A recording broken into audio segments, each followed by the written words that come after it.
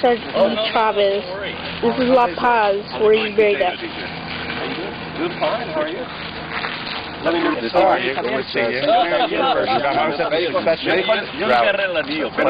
el Luis Vera. This is my wife, Maria. My name is Helena. Hirschenbaum.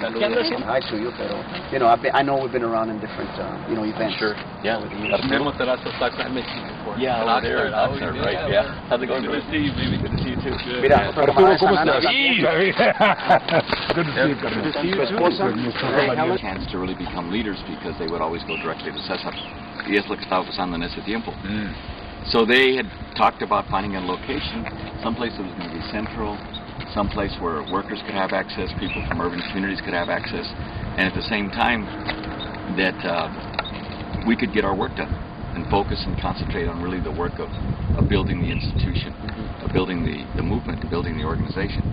So then they started looking, and Richard actually found this place. It used to be an old tuberculosis sanitarium that was built back in the 1930s, and actually Helen, Cesar's wife, was actually institutionalized here at one time. Not because she had tuberculosis, pero lo que estaban haciendo, ¿me entiendes? Muchas veces lo estaban agarrando toda la chicanada, ¿me entiendes? And from everywhere, and bringing them here in order to meet their quotas of numbers and things like that, and to satisfy themselves in that particular way. So, anyway, he located the place. It had been abandoned by that time. It was no longer in service and in use. But that's why you see a lot of these buildings that were here served as hospitals and things of that nature. That building over there used to be the Children's Hospital. And at that particular time, I'm sorry, that was the General Hospital. Where we're going to go later on is where the Children's Hospital was, what we call now the North Unit that we haven't really renamed yet. And these were all administrative buildings here that were all these wooden structures that you see here. And this was their kitchen facility.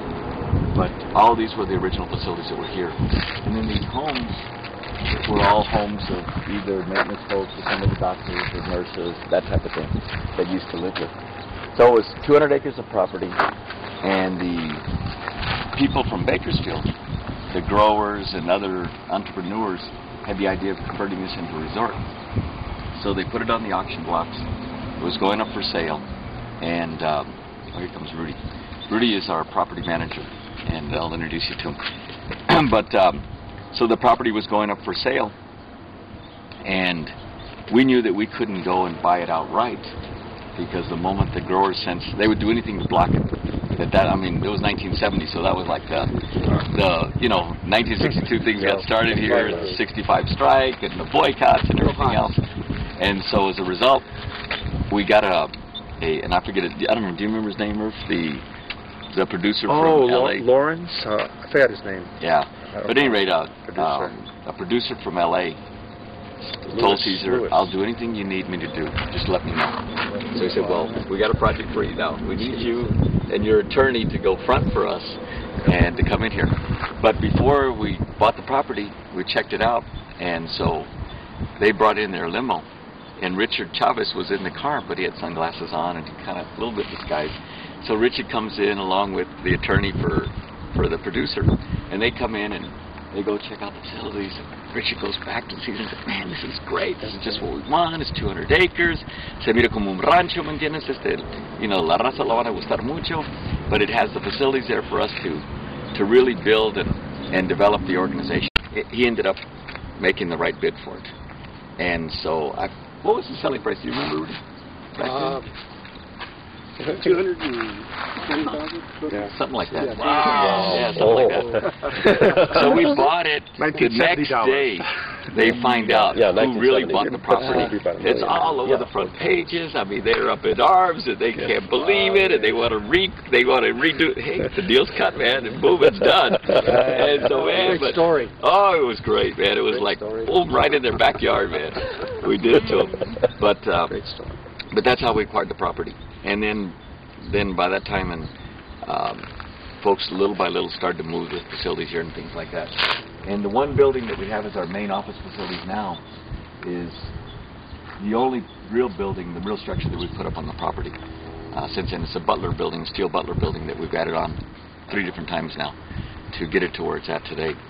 But other than that, it's all pretty much still original. We've of course remodeled a lot of the homes to make them. So who lives here? Right now, this right here, brother, this was Cesar's house. Oh, really? Since the very beginning. Helen still lives there as well. Cesar's house? It's a 2-bedroom facility there, that house that they live in. Did he spend most of his time out here? Cuando no estaba trabajando? Yeah, oh yeah. When he wasn't on the road, this is where he was at. And we'll show you the building where he was in, but it's all torn up right now for reconstruction.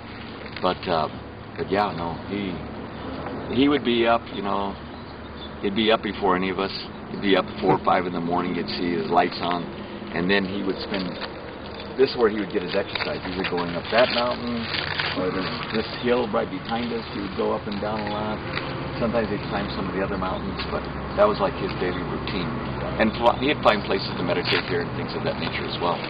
But this is where he could really focus in on building the organization, building the institution. This is the graveside of Sister Chavez. Maybe before we get started, Rudy, before we get started, I'm going to ask Hector just to do a little prayer before we get started. And anybody else that want to make any comments as well. And then I can explain to you a little bit more about what we're going to be doing and things like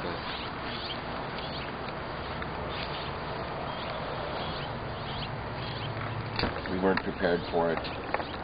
Nobody, I mean, we'd always joked among ourselves is that both his parents lived to be 99, 100, right around there, and we always joked among ourselves that the growers have a long time to wait before Cesar is not going to be around. And then, you know, when it happened, again, all of us were in different places and that type of thing. But we were trying to decide at that point then what we were going to do in regards to his burial and what location was going to be at and everything. And you know, there was a lot of discussion between Delano and other places. Finally, Helen, his wife, says, look, he always wanted to be buried. They're as important as anybody that's working out, putting food on our table. In the eyes of Cesar, I think he gave credence to that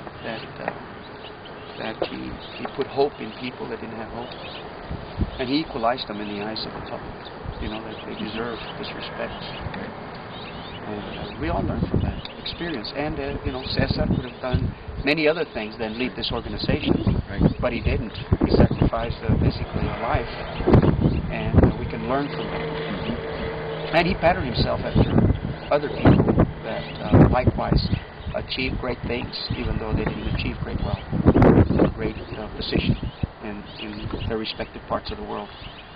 And I think we can learn more. We cannot forget his memory. We cannot forget the role he played in our history. Because if there was ever one national leader, it was Cesar Chavez. When we didn't have leaders in this country, it wasn't easy.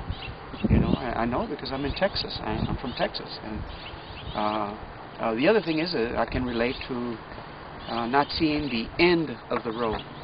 Yesterday I talked to some friends where we were there at the picket, and I remember being in Indiana, and we had already planted the tomatoes, so we were blocking the tomatoes because the tomato plants need space to grow. Right. So you can't put them too close together, then they can't grow and they won't bear fruit. But what was the most impacting on me as an 11, 12-year-old is how far the row was and how long it took for us to work every row. It appeared like we were never going to finish, and sometimes to me, the revelation was that it was like life. I was going to be on that road all my life. One of the farm worker women actually made that wreath, and she brought it here, Teresa Serrano, from Greenfield. Luiso. Yeah, here comes the trade. Yep. There's the trade. Yeah.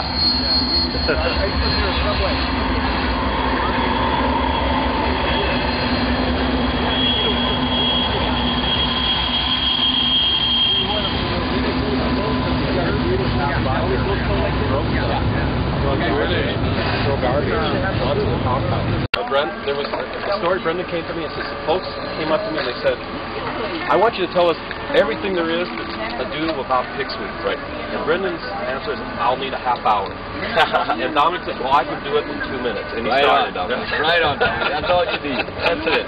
That's right, brother. All right. Yeah, legislation and doing the curriculums and doing Exactly. We can really. She's the highest ranking in state. So they were looking to give away this, make a big to-do about it. Perfect. You came back home. Said, I want to let you know how much. Hey, Dad.